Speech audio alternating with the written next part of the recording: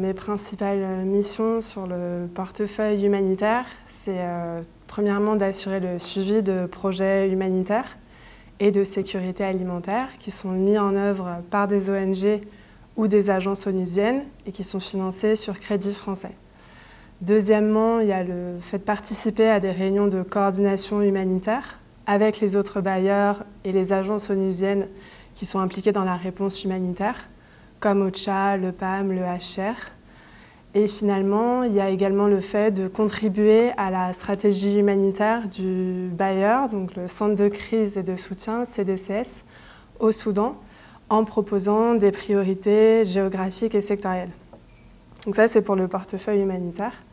Pour le portefeuille société civile, principalement, c'est de gérer du coup le programme PISCA, qui vise en fait à soutenir financièrement des organisations de la société civile soudanaise sur une thématique en particulier, tout en renforçant leurs capacités. Il y a également le fait d'aider des Soudanais à partir en France pour participer à des programmes et des événements, par exemple les forums de l'Institut du monde arabe, par exemple le nouveau sommet Afrique-France qui s'est tenu à Montpellier en octobre dernier, et l'initiative Marianne pour les défenseurs des droits de l'homme qui a également été lancée en début d'année. Donc sur ces deux portefeuilles, j'assure aussi une veille thématique. Je rédige des notes, des briefs, des rapports pour expliquer une problématique plus en détail. Le quotidien, du coup, il n'y a pas un jour qui se ressemble, mais il y a des activités qui se répètent.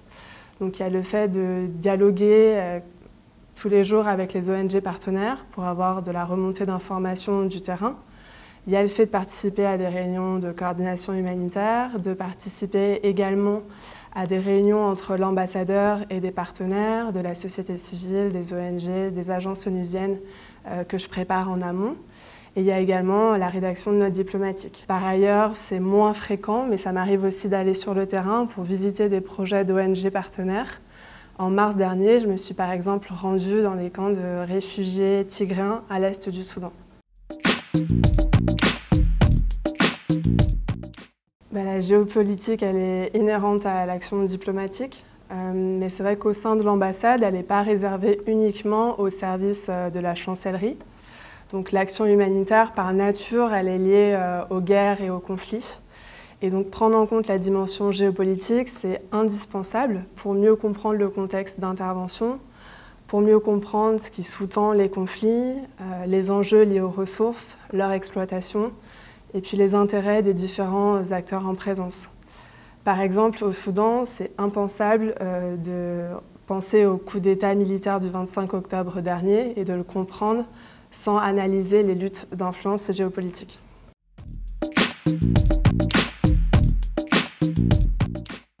Je dirais que le parcours étudiant il a été très riche et stimulant.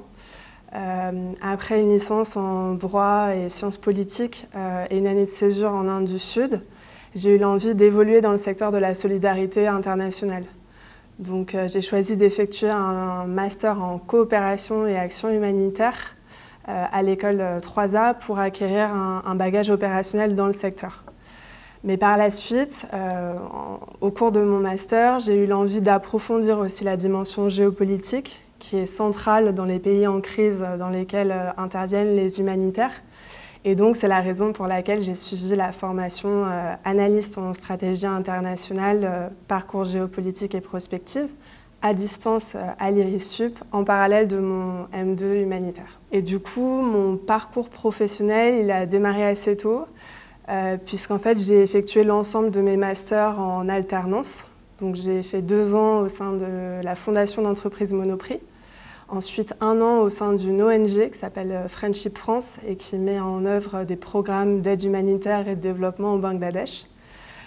Et ensuite, j'ai travaillé durant 1 an au sein de la Direction générale de la cohésion sociale, qui est une direction rattachée au ministère des Solidarités et de la Santé, dans le bureau des affaires européennes et internationales. Et donc ensuite, je suis tombée sur l'offre de poste à Khartoum. J'ai eu un coup de cœur pour la mission. Et du coup, j'ai atterri dans le pays en juillet 2021. Et je dirais que si je devais résumer le parcours professionnel, c'est surtout construit autour de rencontres et de coups de cœur. Je me suis toujours beaucoup investie dans les organisations que j'ai choisi de rejoindre, mais en retour, j'ai beaucoup reçu et j'ai beaucoup appris. J'ai plein de souvenirs de l'ERISUP, mais les principaux, c'est une année intense au final, mais très libre, parce que le format à distance permettait de s'organiser et d'apprendre à son rythme. Des cours passionnants qui permettaient d'aller dans l'analyse en profondeur.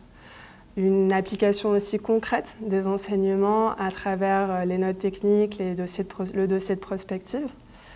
Je retiens aussi les profils très variés des étudiants au sein de la promotion. Donc, il y avait des jeunes actifs, des jeunes parents, des militaires, des humanitaires, des économistes. Et cette diversité des profils, elle m'a beaucoup plu. Je pense qu'elle faisait la richesse de la promotion.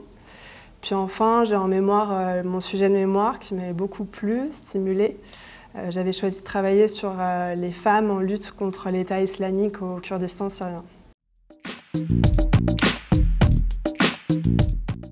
Alors, je leur dirais de diversifier au maximum leur première expérience professionnelle parce que c'est en évoluant, je pense, dans différentes structures qu'on arrive à cerner là où on est le mieux au fur et à mesure. Je leur dirais aussi d'identifier leur fil directeur, en fait leur colonne vertébrale, ce qui les anime profondément. Parce qu'une fois qu'on a identifié ce fil directeur, on aborde, je pense, la vie professionnelle beaucoup plus sereinement. Je leur dirais aussi de savoir rêver et d'avoir un peu une vision pour leur parcours professionnel. Et puis ensuite d'avoir des objectifs, un peu des jalons intermédiaires. Et puis de travailler dur pour atteindre ces objectifs parce que je pense qu'on ne le dit pas assez, mais le travail, la patience, la persévérance, ça finit souvent par payer. Et puis finalement, je leur dirais de rester humble et donc de cultiver davantage, je pense, le savoir-être plutôt que le savoir-faire parce que au-delà des diplômes, au-delà des organisations qui vont rejoindre, ce qui fait la différence, c'est la façon de se comporter avec les autres, avec les collègues, avec les partenaires. Je pense qu'il ne faut pas négliger en fait, le pouvoir de l'empathie, de l'intelligence situationnelle et émotionnelle. À diplôme et à expérience égale, c'est bien souvent l'humain qui fait la différence.